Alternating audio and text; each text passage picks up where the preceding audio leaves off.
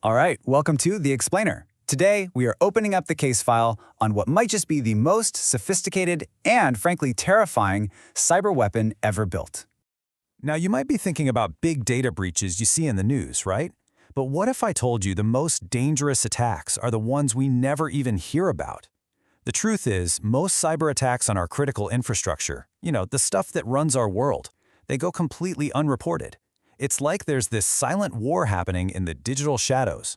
And at the heart of it all are these things called SCADA systems. Think of them as the digital nervous system for, well, everything. Power plants, water facilities, factories, they're the unseen backbone of our lives. And that's exactly what makes them a target. One attack, though, it broke through all that silence. It proved, once and for all, that a piece of code could cause real physical destruction. And yeah, it changed everything. And that brings us to the main event, Stuxnet. We're talking about a weapon made of code, a piece of malware so advanced, so meticulously crafted that even today, security experts look at it and just shake their heads. It's considered a true masterpiece of cyber warfare. See, Stuxnet wasn't your average virus. It wasn't trying to steal your credit card number or crash a website.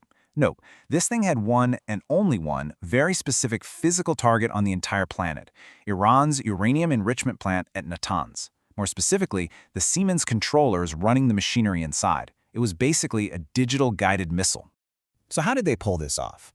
How did this digital weapon actually work? Well, it all came down to a plan that required an almost unbelievable amount of patience and precision. First off, this wasn't the work of some hacker in a basement. No way. All the sources point to a massive joint operation. We're talking about the best of the best, the NSA's elite cyber offense team in the US and Israel's legendary Unit 8200. These two intelligence giants put their heads together to build something the world had literally never seen before. And get this was not a quick job. It was a 6-year operation. Think about that. 3 full years just to write the incredibly complex code, and then another 3 years for the malware to just spread silently, waiting to find its target. That's some serious long-term strategic thinking. Now, the creators had a massive problem to solve. The Natanz facility was what we call air-gapped. That means it was completely physically isolated from the internet for security. It's like a digital island. So the huge question was, how on earth do you infect a computer that isn't connected to anything? The answer? They played the long game. They just released Stuxnet out into the world, specifically in the Middle East. It was designed to spread silently, jumping from computer to computer, doing absolutely nothing. It was just waiting. The entire plan hinged on a human being, an employee, a contractor, who knows, eventually plugging an infected USB flash drive into a computer inside that secure air-gapped facility. And, unbelievably, it worked. Okay, so the worm is inside, and this is where we get to the real genius and the truly scary part of Stuxnet. This wasn't about creating some big, loud explosion. The goal was sabotage, not obvious destruction. It was about something way more subtle, and in the end, way more devastating. Stuxnet was a master of deception.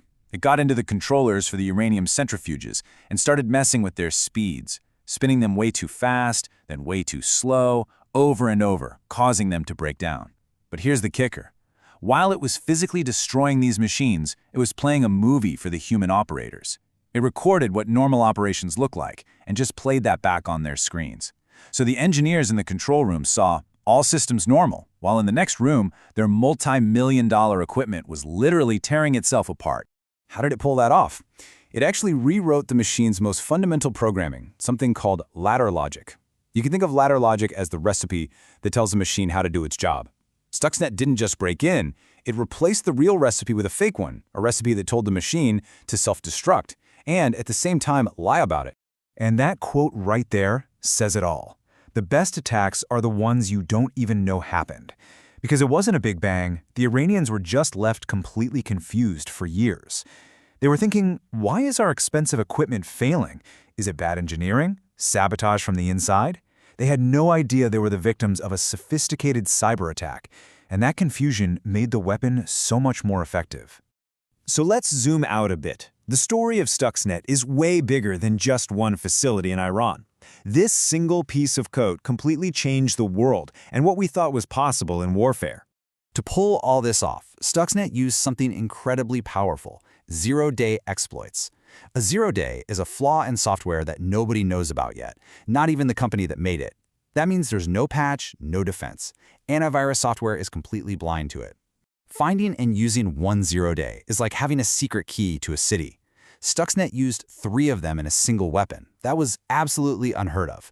It showed just how much firepower its creators were willing to use.